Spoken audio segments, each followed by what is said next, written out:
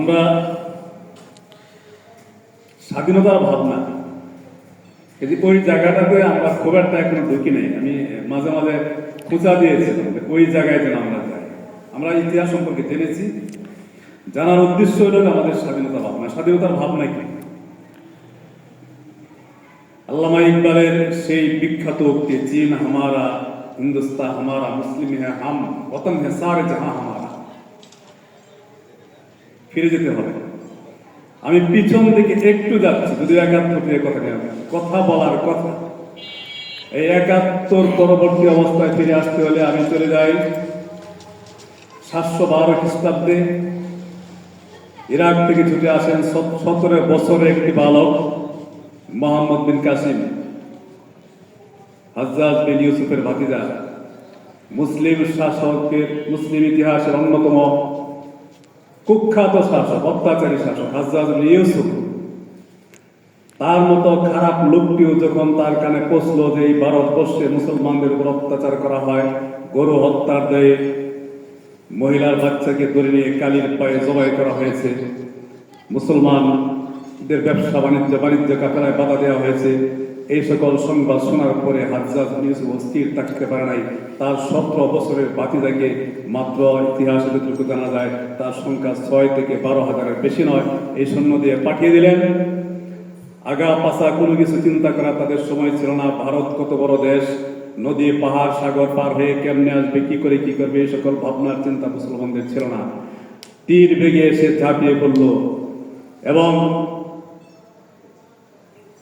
সেই দিন এই ১৭ বছরের বালক প্রথম রাজনৈতিকভাবে ভারত উপমহাদেশে ইসলামের বিজয় পতাকা ওড়াইতে সক্ষম হয়েছে। আরেকটি সামনে আগাই, ১২০৪ সালে ইখতিয়ার উদ্দিন মোহাম্মদ বিন বখতিয়ার খিলজি এই এলাকায় যখন রাজনৈতিক ইসলাম আসে, তিনি এমন একটি ছোট্ট বাহিনী নিয়ে তিনি আসছিলেন থেকে, তিনি ছিলেন মূলত তুর্কি থেকে আফগানিস্তান থেকে, তারপরে এখানে ছোট্ট একটি বাহিনী নিয়ে ছুটে আসেন এবং এমন জোরে ঘোড়া ছুটিয়েছিলেন তিনি যখন ওই সিংহাসনে বসলেন, কার তখন ছিল? সেন বংশের, সেনদের রাজত্ব ছিল এখানে। লক্ষণ সেনের প্রাসাদে যখন ঢুকেন, পিছনে আর কেউ নাই। অল্প সময়ের মাঝে মাত্র ১৭ জন তার সাথে ঘোড়সওয়ার এখানে ঢুকতে পেরেছিল প্রাসাদে। বাকি সৈন্যরা পিছন থেকে যতক্ষণে আসলো এসে দেখে যুদ্ধ শেষ। ১৭ জনের যুদ্ধ শেষ করে দিয়েছে। আরেকটু আগে আসেন ১৩০৩ সালে আরেকজন আসলেন, আরেক সাধু পুরুষ সুদূর ইয়ামান থেকে ইসলামের দাওয়াত দিতে মোমো এক হাতে বাঁকা বাঁশের বাঁশুরি আর হাতে রণতুর্য। তিনি যেরকম শান্তির বাণী নিয়ে এসেছিলেন, সাথে তরবারিও ছিল। এই ছিল মুসলমানের চরিত্র। শাহজালাল ইয়ামানি রাহিমাহুল্লাহ, যার কথা আমরা শুনি, যিনি সিলেটে শায়িত আছেন। তার সৈন্য সংখ্যা কত ছিল? যখন রাজা গৌর গোবিন্দ প্রাসাদ আক্রমণ করেন, সেই ইতিহাসের বদরের ৩১৩, কি চমৎকার মিল! এই ৩১৩ নিয়ে ঝাঁপিয়ে পড়লেন, রাজা গৌর গোবিন্দ প্রাসাদ চূর্ণ বিচূর্ণ করে দিয়েছিলেন। আমরা সেই জাতি, আমরা গরুর সিনা চিবিয়ে খেতে পছন্দ করি, আমরা গরুর কলিজা চিবিয়ে খাই, আর যারা গরুর দুধ পান করে ওরা আজকে আমাদেরকে ভয় দেখায়, আর আমরাও ভয় কাঁপতে শুরু করি। শুধুমাত্র আমাদের ইতিহাস, ঐতিহ্য, আমাদের পূর্বপুরুষদের শৌর্য বীর্য এবং আমাদের রুটকে আমরা ভুলে যাওয়ার কারণে মুসলমানকে ভয় দেখায়। এই শব্দ কার আছে? আমি সংখ্যায় কত দেখার সময় নেই, আমার কি আছে দেখার সময় নেই। শত্রুপক্ষ কত শক্তিশালী, তার সৈন্য সংখ্যা কত, তার কত অস্ত্র আছে, কত আনুবৈদ্যমা আছে, এইগুলি গোনা মুসলমানদের কাজ নয়। আমি বলতে চাই, প্রিয় ভাইরা, কি শক্তিতে, কি বলে বলিয়ান হয়ে তারা সেই শুধু ইরান থেকে, ইরাক থেকে, আরব থেকে, মরক্কো থেকে, তুরস্ক থেকে, ইয়েমেন থেকে এই দেশে দুর্গম পথ পাড়ি দিয়ে ছুটে এসেছিলেন, ছোট্ট জামাত নিয়ে এই দেশকে বিজয় করেছিলেন।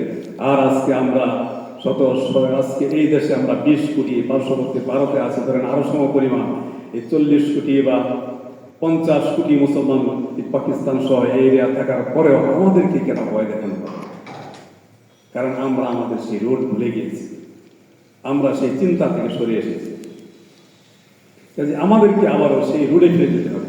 আমি বিশ্বাস করি এই হলনবিহল পর্যায়ে কজন আছেন, এই মানুষগুলি যদি আমরা ওইভাবে আবারও ভাবতে পারি, যেইভাবে ভাবতে পেরেছিলেন আমার রাসূলের প্রিয় সাহাবারা, যেইভাবে ভাবতে পেরেছিলেন প্রথম যুগের উম্মতেরা, সেই ভাবনায় যদি আমরা ফিরে যেতে পারি, আমরা এই নদীর স্রোতকে ঘুরিয়ে দিতে পারি। এই কয়জন মানুষ সিদ্ধান্ত নিলে আমরা আমাদের স্রোতকে পরিবর্তন করে দিতে পারি।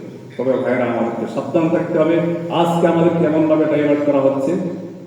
আমার এক ভাই বলে গেছেন যে উসমানের খেলাফত পতনের কারণ আমাদেরকে বোঝানো হচ্ছে এটা ভ্রান্তপন্থী, এটা শিয়া, এটা সুন্নি, এটা খারেজি, এটা রাফিজি, এই সে বলে এই পন্থী সেই পন্থী ভাইয়ে ভাইয়ে যুদ্ধ লাগিয়ে দেওয়া হয়েছে। আল্লাহর দোহাই, আপনি যদি 1000 ভাগও সহি থাকেন আর আমার মাঝে 1000টা দোষও থাকে, আমি যদি ক্যাপলামুখী হই, দয়া করে আমার বিরুদ্ধে যুদ্ধে নামবেন না। এইটা আমাদের কাজ নয়। আমরা এখন ভাই ভাই একত্রে হতে চাই। আমি আরো ক্লোজ করে বলি, আপনারা শয়তানের এই ফাঁদে পা দিবেন না। টঙ্গীর ময়দান আমাদের জিহাদের জায়গা নয়। মুসলমান ভাইয়ের সাথে আমরা যেন জিহাদ থেকে বিরত থাকি। শত্রুরা বিজয়ী হয়ে যাবে, আমাদের চোখকে অন্যদিকে ডাইভার্ট করে দেবে। আপনি শতভাগ সহি আছেন থাকেন, ভয় যদি পারেন ভাইকে পেটে নেন, বলছো একত্র হন। যদি না পারেন দূরে থাকেন, আলাদা হবে। লাকুম দিনুকুম ওয়ালিয়া দিন। তারপরে কোনো মুসলমানের বিরুদ্ধে আমরা লড়াই থাকতে চাই না। আমরা পরাজিত হয়ে দেবো, কেননা পরিকল্পিত হবে আমাকে সেদিকে নিয়ে যেতে হবে, নিয়ে যাওয়া হচ্ছে। আমরা বুঝতে পারছি, আমরা বুঝছি ভালো, সবের কাম করছি। ফিরে আসেন 71-এ আমরা কি পেয়েছি? দুটো জিনিস পেয়েছি আমার দৃষ্টিতে, আপনাদের অ্যানালাইসিস ভিন্ন হতে পারে। একটি পতাকা পেয়েছি, একটি ভৌগোলিক সীমারেখা পেয়েছি। আমরা হারিয়েছি অনেক কিছু। আমাদের মুসলিম জাতিসত্তা, আমাদের সক্রিয়তা, আমরা আসলে আমাদের স্পিরিট অফ ইসলাম, যেটা মুসলিমদের স্পিরিট, সেটাকে আমরা হারিয়েছি। 71 থেকে আমরা হারাতে বসেছি। ভৌগোলিক পরাধীনতার চাইতেও পরাধীনতা হল মনোজাগতিক শৃঙ্খল। মনোজাগতিক ভাবে যদি কেউ পরাজিত হয়ে যায়, সেই জাতিকে আর জাগানো যায় না। আর আপনি যদি মনোজাগতিক ভাবে আপনি পরাজিত না হন, আপনি জেলখানার ভিতরে থেকেও বিজিয়ে থাকতে পারেন। 3 যুগ জেলের অন্ধকার কারাপোস্টে থেকেও নেলসন ম্যান্ডেলা পরাজয় স্বীকার করে নাই। সে আবার বিজিয়ে এসে সে মুক্ত আকাশে ফিরে এসেছে। এই হলো স্বাধীনতা, এই হলো স্বাধীনতার ভাবনা। স্বাধীনতার ভাবনা ভাবতে হবে আমরা নেকড়ের মতো। পৃথিবীর কোনো চিড়িয়াখানায় আপনি নেকড়ে দেখতে পাবেন না। বাঘ ভাল্লুক সবাই আছে, নেকড়ে নাই। কেন নাই? নেকড়ে কখনো পরাধীনতা মেনে নেয় না। তাকে ধরে বন্দি করে রাখলে সে অনশন করে না খেয়ে মারা যাবে, আত্মহত্যা করবে, কিন্তু পরাধীনতাকে মেনে নেবে না। আমরা সেই সিদ্ধান্ত মুসলমান কখনো পরাধীনতাকে মেনে নেয় না। আর আমাদের একমাত্র শক্তি হইল, আমাদের স্পিরিট হইল, আমাদের মূল হইল যে আমরা যখন নাকি আল্লাহর কাছে নিজেকে সঁপে দিব, আমাদের এই মস্তক, আমার জান মাল, আমরা সবকিছু মহান প্রভুর কাছে যখন আমরা সঁপে দিব, আমরা ভয় শূন্য হয়ে যাব। তখন আর এই সকল চিন্তা, নানান লজিক আমাদেরকে বিভ্রান্ত করতে পারবে না। আমি সেই মুসলমান, আমি নজরুলের হওয়ার সেই কথা মনে করে আল্লাহতে যাওয়ার পূর্ণ ইমান, কোথা সে মুসলমান? সেই মুসলমানের সংখ্যা বেশি লাগে। আমি 70 জন হলে শোনে, 313 জন হলে চলে। সেই স্পিরিটকে আমাদের দিতে হবে। 71 আমাদেরকে, আমরা পতাকা পেয়েছি, আমরা ভৌগোলিক স্বাধীনতা পেয়েছি, কিন্তু আমাদের কাছ থেকে এই জিনিসটা কেড়ে নিয়েছে। আমাদের মনোজাগতিক দাসত্বের মধ্যে আমাদেরকে ফেলে দিয়েছে। এই দেশে হিন্দু সংস্কৃতিকে আমাদের মগজের ভিতরে ঢুকিয়ে দিয়ে এটাকে বাঙালিপনা বলে চালিয়ে দেওয়া, আমাদেরকে এমন এক জায়গায় নিয়ে দেওয়া হয়েছে যে আমরা আমাদের আসল রুট হারিয়ে ফেলেছি, আমরা আমাদের সেই স্পিরিট হারিয়ে ফেলেছি। কিন্তু আমরা সেই মূলে আমরা ফিরে যেতে চাই, সেই জন্য এই কথাগুলি বিক্ষেপ করে বলা। যাক, 71 পরবর্তীতে তারপরেও আমরা এই যে আমরা বললাম, ওদের দ্বারা প্রভাবিত হয়ে শেখ মুজিব চেষ্টা করেছিল ওই বলয় থেকে বের হতে, কিন্তু এমনভাবে ধরা খেয়েছিল যে আর সুযোগ ছিল না। সংক্ষেপে বলছি, জিয়া রহমান সেই বলয় থেকে অনেকটা বের হয়ে নিজের মতো করে পথ চলতে শুরু করেছিল এই দেশে। আর যাই হোক, ওই ইন্ডিয়ার চোখ রাঙ্গানিকে উপেক্ষা করে একটি স্বাধীন শক্তিশালী সেনাবাহিনী গঠন করতে সক্ষম হয়েছিল। পরবর্তীতে তাকে সামনে অগ্রসর হতে দেওয়া হয় নাই। তিনি উপলব্ধি করেছিলেন এবং এখানে সার্ক গঠন করেছিলেন এই জাতির মুক্তির লক্ষ্যে, এই এলাকার মানুষের মুক্তির লক্ষ্যে। তাকে অগ্রসর হতে দেয় নাই, তাকে থামিয়ে দেওয়া হয়েছে। আসলেন এরশাদ সাহেব, একটা অপদার্থ শাসক। সে আমাদের জন্য কিছুই দিতে পারে নাই। আমরা বিপুল সম্ভাবনা থাকার পরেও আমরা সেই সম্ভাবনা থেকে সরে এসেছি। তবে এরশাদ সাহেবের একটা জিনিস ছিল, আমি তাকে ওই জায়গায় সেলুট জানাই, সে ইন্ডিয়ার কাছে মাথা নত করে নাই। এবং তার আমলে অন্তত আমাদের সেনাবাহিনীর শক্তিটা অক্ষুণ্ণ ছিল। এর পরবর্তী যারা এসে তাদেরকে আমি অযোগ্য শাসক মনে করি। আর সর্বশেষ যারা আমাদেরকে শাসন করেছে তারা মূলত আমার দেশের কেউ না, এরা মূলত ছিল ইন্ডিয়ান শাসক। এটা ইন্ডিয়ান ক্রোনি হিসাবে ব্যবহৃত হয়ে আসছে। এই কথাটা যারা বুঝতে পেরেছিলেন তারাই আবার 2024-এ ঝাঁপিয়ে পড়েছিল যে না, ইন্ডিয়ার আগ্রাসন থেকে আমাদেরকে বেরিয়ে আসতে হবে।